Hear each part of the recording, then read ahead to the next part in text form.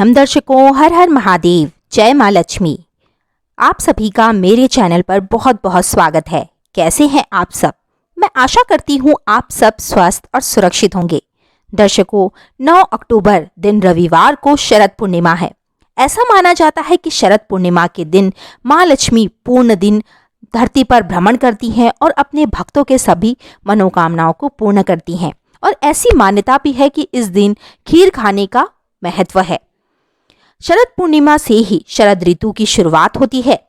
चंद्रमा इस दिन पूर्णिमा पर 16 कलाओं से युक्त होता है। कहते हैं शरद पूर्णिमा पर माँ लक्ष्मी अपनी सवारी उल्लू पर सवार होकर धरती पर भ्रमण करती हैं और अपने भक्तों को की समस्याओं को दूर करने का वरदान देती हैं।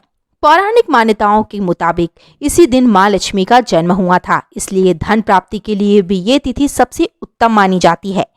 यदि आप भी माँ लक्ष्मी को प्रसन्न करना चाहते हैं तो इन उपायों को अवश्य ही करिएगा।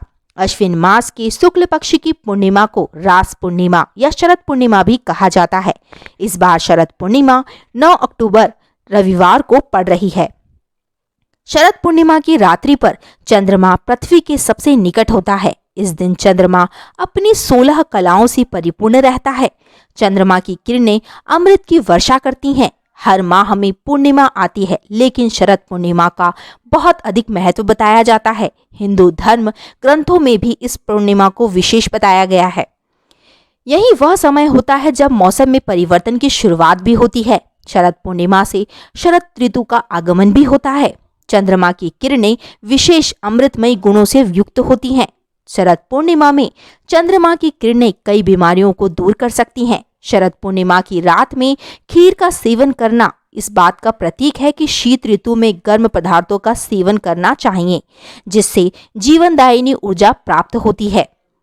शरद पूर्णिमा की रात लोग चंद्रमा की रोशनी में खीर रखते हैं, जिससे चंद्रमा की किरणें उस खीर के संपर्क में आती है और खीर में चंद्रमा की किरणों की औषधीय गुण मिल जाती हैं। पौराणिक मान्यता के अनुसार खीर में अमृत का अंश होता है, जो आरोग्य सुख प्रदान करता है। शरद पूर्णिमा पर शुभ मुहूर्त में ही आप उपाय करें।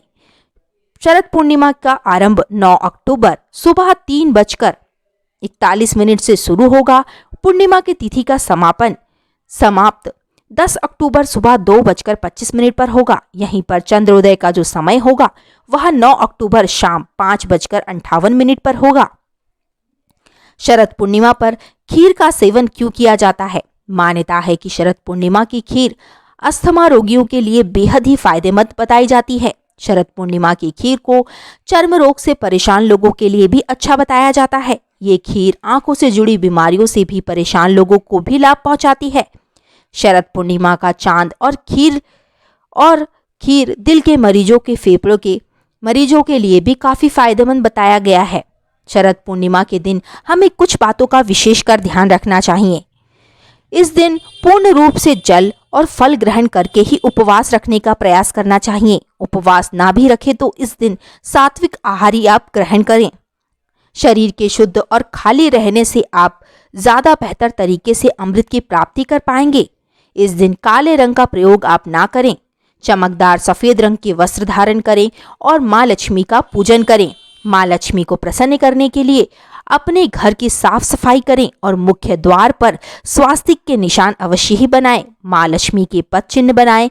घर में सफाई रखें, रसोई घर को साफ रखें और साथ ही इस दिन अपने घर की रसोई की कुछ चीज़ों का दान ना करें, जैसे कि सफ़ेद वस्तुओं का आप दान ना करें और खासकर हल्दी का दान ना करें, क्योंकि हल्दी माँ लक्ष्मी का प्रतीक है और हमारी किस्मत से भी जुड़ी हुई है, क्योंकि हमारे घर की लक्ष्मी हम किसी को ऐसे ही नहीं दे सकते हैं।